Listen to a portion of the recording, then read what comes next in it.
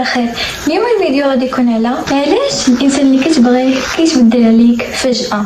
كيفاش الانسان كتكون انت كتعزو وفجأة كيتبدل عليك. كيدوز واحد الوقت في العلاقة كيكون كلشي فيها باين، الاهتمام، المجهود والكلام الزوين، الرسائل اللي كتجي قبل ما تفكر حتى تكتبهم، الضحكه اللي كتجمعكم والراحه اللي كتحس بها ملي كتكونوا كتهضروا وكتقول فراسك يمكن هاد المره راني في طريق زوين، يمكن غادي يكون الشخص اللي غادي يبقى معايا. ولكن فجاه كتبدا تلاحظ تغيرات صغيره، نهار ما كيسولش، نهار ما كيجيبش موضوع جديد، تبقى تقول ربما مشغول غادي يرد عليا.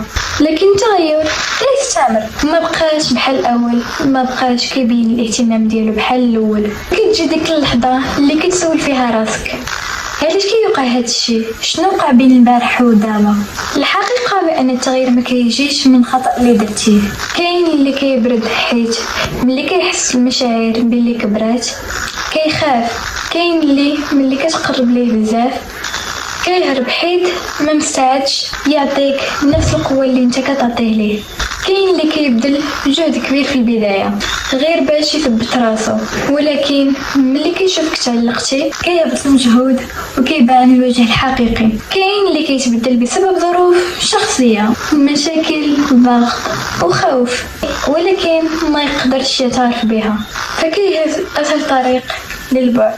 التغير كيكون إشارة بأن الشخص ما كانش واضح من الأول، كان غير كيدوز بك الوقت وكان مستمتع، وكيجي الوقت اللي هو اللي كيختار واش نكمل ولا نوقف.